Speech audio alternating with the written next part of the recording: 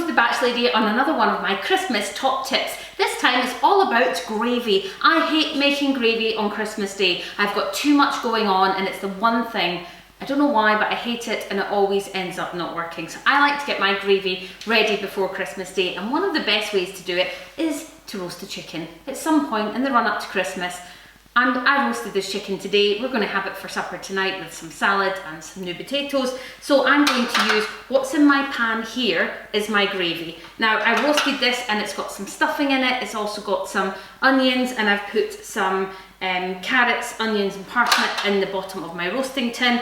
It's came out and I've just taken the chicken out, okay? All I want to do with what I've got now in this tray is I just want to add a heaped teaspoon of flour, and then I'm going to use a silicone whisk. It's got some little silicone bits on the bottom so it's not going to scrape my pan, and you just want to start whisking round. That's going to get all those little burnt bits, crispy bits, all the bits with all the flavour off the bottom of the pan.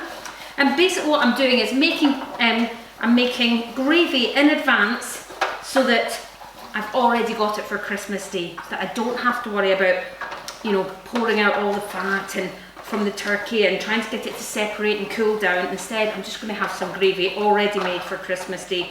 I'm not adding any wine to this, but you could easily add wine as well. Okay, next I'm going to take some, I've got some turkey granules here, or you can just use chicken Bisto gravy granules. 4 little teaspoons go in. I've got a big teaspoon here, so I'm just putting not quite as much in.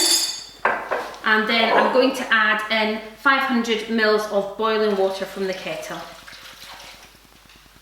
I'm going to mix it all around, and the flavours, the veg is still in here. I'm just going to strain it off later. I'm actually just going to put this back on the heat. This is a pan that can go just straight back on. It's a roasting pan.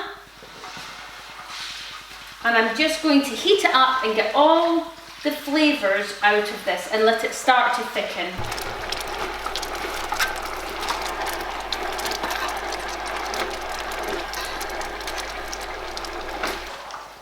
Okay, that is thickened absolutely lovely. I'll let you see this. You're just going to see it actually as I'm going to sieve it back into my bowl.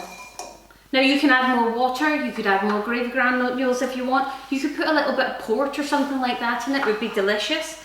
But this just allows you to have gravy sitting there waiting on the day, just in case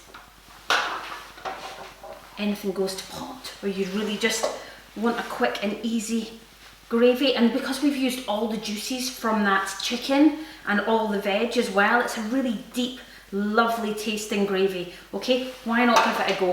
Absolutely easy gravy that you can get ready in advance. I'm going to allow this to cool. I'm going to put it in a bag, wait for it to completely cool, label the bag and get it in my freezer, in my drawer, that's ready for Christmas Day. Okay, why not give it a go? Oh, when you take it out, let it defrost. You're just heating it in the microwave or in a pot until it's piping hot on Christmas Day, and you're good to go. Thanks for watching The Batch Lady. Take care. Bye.